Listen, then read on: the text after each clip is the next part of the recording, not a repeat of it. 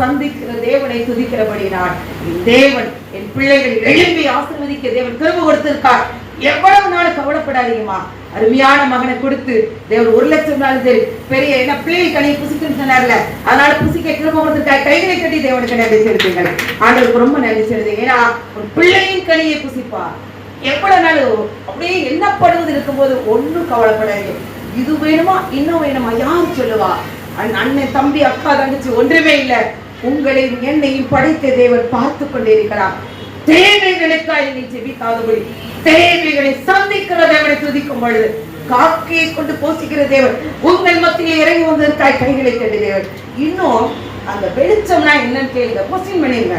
இந்த வார்த்தை கிடைச்சது, அந்த வார்த்தை கொஸ்டின் பண்ணுங்க. ஆண்டவர் உங்களுக்கு நிறைய வார்த்தை தான் சொல்றேன், கேட்கதான் வேணும். ஏன்னா இனி இந்த வசனம் கிடைக்கிற காலம் வராது. எல்லாத்தையும் ரெக்கார்ட் பண்ணுங்க. ஏன்னா ஒரு வாலிப மகன் இந்த 3 காரியத்தை ரீவெண்ட் பண்ணி